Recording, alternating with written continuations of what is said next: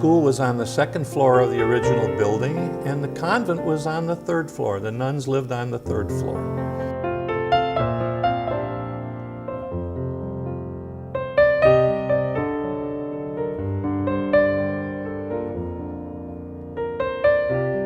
I taught in the bungalow days here in 2024, I think it was. I couldn't even go through the aisles. I had to turn sideways to go through the aisles. We had 40, 50 students in one room. So we had a glorious time that night. We rolled up our bedding and carried it across from Windsor to this convent. We tried out every bed. We just had a picnic that night because it was so much fun to come to a big house like this. We just thought we had everything at that time. We tried the dumbwaiter. We had one of those things that you could, from the basement on up to the third floor. So we tried that, and we just tried everything possible. We had a glorious time. The next morning, we went to church and closed the doors. We didn't take the keys, and here we were. We were all locked out. We couldn't get back in. The tuition at Our Lady of Victory was really stiff. It was $1 a month for every child. And Father Frank would announce on the Sunday before school, if anybody couldn't afford to pay the $1 should come in the rectory, and he'd help them out. Later on, when my 6 kids went through here, it was only $2. We always had to go to Mass. We had to go to Mass every day.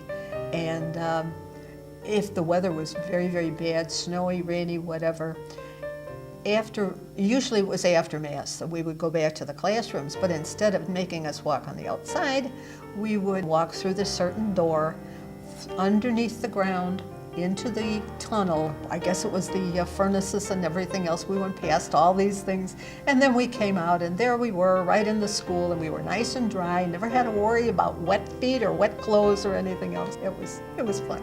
And you know, the clubhouse wasn't sided, and on the side, you would step down, and that's where they had the candy. They sell candy. That candy. I'll never forget that. It was a penny. Yeah. We didn't necessarily buy what we liked. We buy whatever you get the most of. Absolutely. Absolutely. My first introduction to Our Lady of Victory School and to the School of Sisters of St. Francis was on a September day in 1950. The building at the semi-new building at Laramie and Agatite was only a year old, and we were escorted into the most beautiful kindergarten that had ever been created. It occupied almost the entire first floor of that new wing, and Sister Leah was its impresario or empress, and she welcomed probably over 100 of us. We had morning kindergarten and afternoon kindergarten, and what a wonderful, wonderful introduction to Catholic education Sister Leah was. I started in first grade, and I really enjoyed it because of the nuns that were here teaching. A few of the nuns were very sweet, and a few of the nuns were very, very strict. I felt that I had a diversity of both gentleness and strictness in my life. And my religious background is the foundation of what I am today.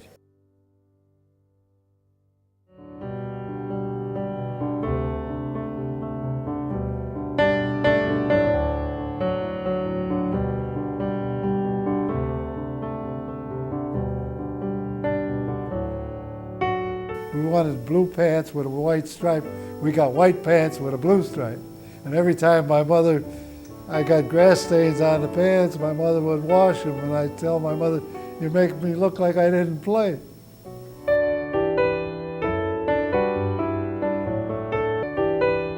I go back to the time when junior high building opened up. My sister Mary Pat was in the first 8th grade class there, and I was in the first 7th grade class. When we would have gym class, of course the boys were separate from the girls. They couldn't take gym class at the same time, but a lot of the sports that didn't start till later in the 60s after we had graduated. We were allowed to become cheerleaders in 1968-69 which was big because then we got to go into the gym. The girls were not allowed in the gym before then. And this was our uniform. We had just this sweatshirt and our uniform skirt, which was blue.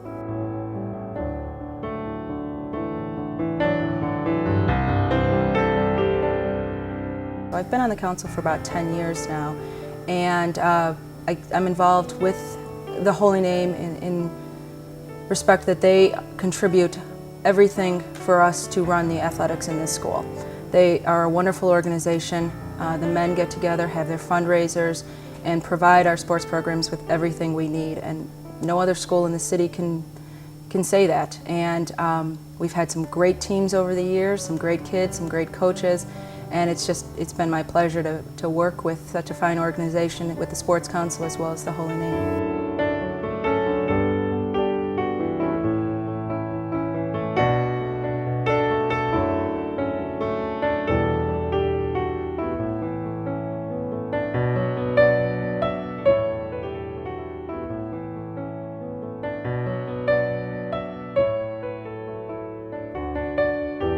Attendance was taken in church at Mass. You had to be there, was it by the end of the gospel or whatever? Right. Yeah, every day. The beanies. With our beanies on. 5 cents if you didn't have your beanie. That was before my time. You know, and then the clicking. You know? Yes. That's the sisters' way of getting our attention if we weren't behaving, you know. The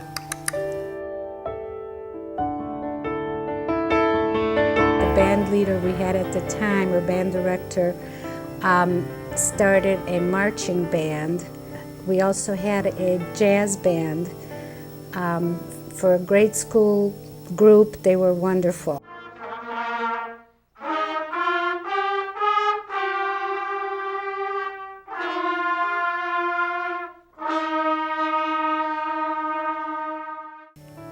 The school board was very archaic at that time. You couldn't speak out of turn. You had to be on the agenda. And if you weren't on the agenda, you couldn't say a word. But eventually that all changed, thank goodness, to Father Nolan. He changed it. I appreciate the quality education I received at Our Lady of Victory School. One of my favorite teachers was Miss Harla Kapp, and she helped to inspire me to become an educator myself. I was a lunch mom since all through the years my daughters were at OLV. And Robin was like a mom to these children, and she was so caring about them, cared about their safety. I rarely saw her have to scold a child. She really treated all the children as if they were her own. If you have a question about anything that's ever happened in here, you go to Claire Spitza. She can tell you anything you want to know. Clarita came in, and she's the one that hired me. And I worked for her till she retired. And then we had our first lay principal, and it was a man, which was a real difference, and a young man.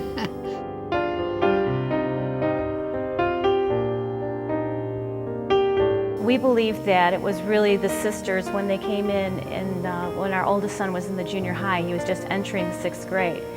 And that really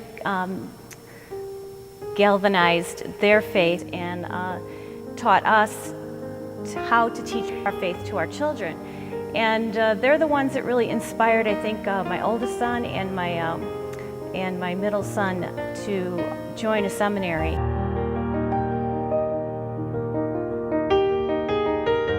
That was one of the first things that struck me as I was walking down the hallways with Sister Mary Sarah, was all of the different murals and things that were added to the walls in the school.